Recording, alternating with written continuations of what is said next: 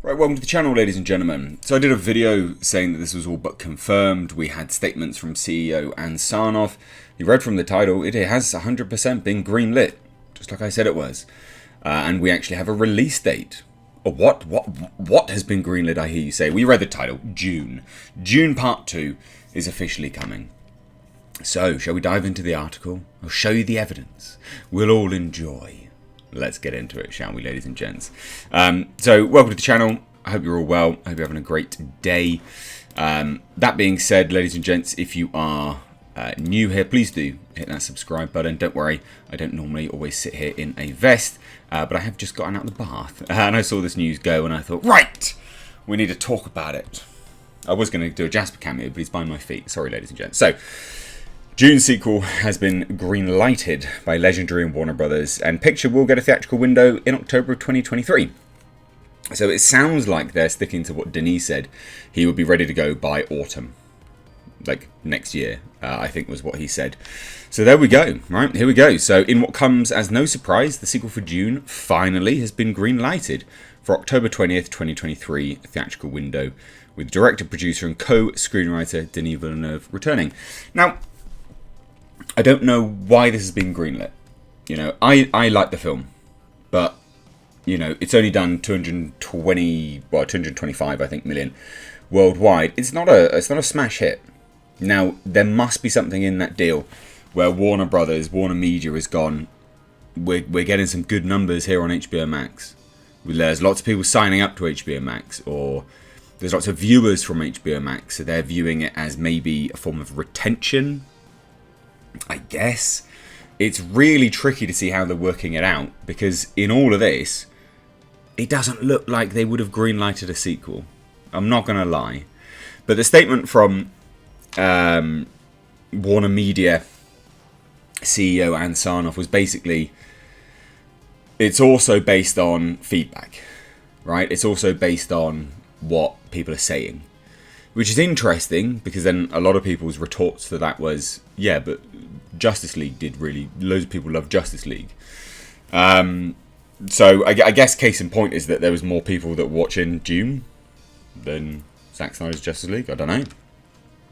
So let's dive into it, right? The key word here is theatrical. So that's really good. So we understand that a key point of negotiations between Legendary and Warner Brothers was that Dune Part 2 would be given a pure theatrical window. No day and date HBO Max release plan is in the mix for this cinema spectacle. So that is even more surprising, because if Ann Sarnoff was going like, well, you know, if this was all based on HBO Max, why are they suddenly green-lighting it as a pure theatrical window? Unless they think, ladies and gents, unless they're calculating it from a perspective of, right, we have had so much success with HBO Max, so many viewers on HBO Max, so many houses, millions of houses, that if we just do a theatrical window for Part 2, oh boy, are we going to rake it in. Maybe that's what they're thinking, which could actually be the case, because otherwise, how else does it make any sense? Maybe they're using this as a loss leader. You know, get people on HBO Max, keep them, retain them, whatever. Warner Media's paid off Legendary because, you know, they put up 25%. I don't know.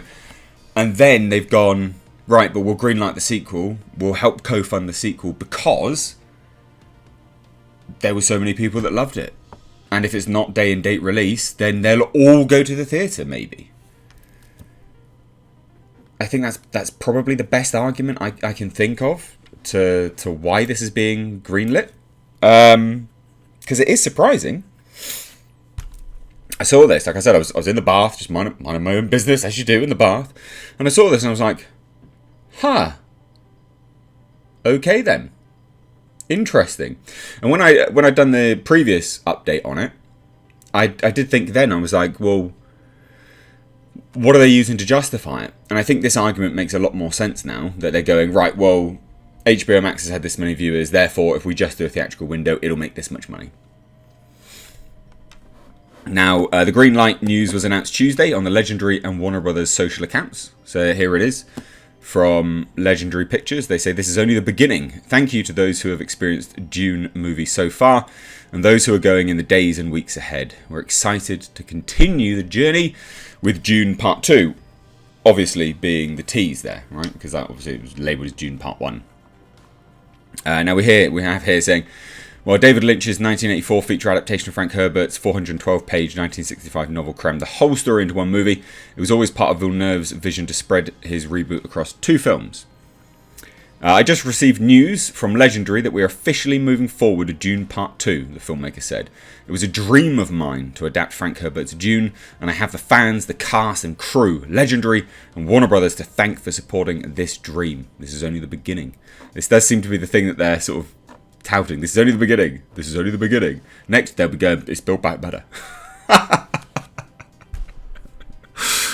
Oh, bad joke. Anyway, Dune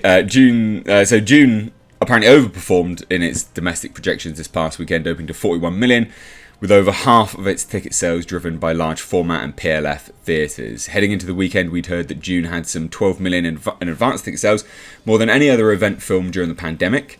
And the pick was bolstered further by Canada, which delivered 11% of its domestic weekend ticket sales. It was on a theatrical window up there since HBO Max isn't available in the country. So that's the only reason it was released in Canada. In regards to its performance on HBO Max, while Warner Media didn't report any figures, Samba TV, which measures streaming viewership in 3 million households, reported that 1.9 million smart TV households watched Villeneuve's Dune over the weekend. That doesn't seem like a lot. That doesn't seem like a lot at all, actually. Among the theatrical HBO Max titles measured by Samba TV, that's the 6th best weekend debuted by a Warner Brothers HBO Max day and date title. Mortal Kombat topped that with 3.8. It doesn't seem to make sense, ladies and gents. I'm not going to lie. Like, it doesn't seem to make a whole lot of sense. I'm looking at this and I'm just going, really? Alright then. Okay, I guess. All of this is a great indicator that those who wanted to watch Dune saw it in a movie theatre, but that's not massively positive either. That's my justification thrown out the window. Warner Brothers launched the movie ahead in overseas markets, where its current global box office stands at 223.2 million, so it was like a couple million off.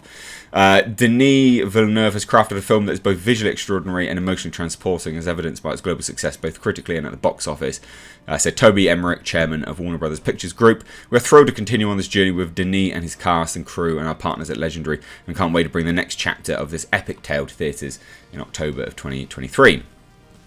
Warner Media Studios and Network's chair and CEO Ann Sarnoff told Deadline in a sit-down that a Dune sequel was definitely in the cards. That's the one I reported on. And people were like, shut up, you don't know what you're talking about. And I'm like, I mean, it was pretty clear-cut language.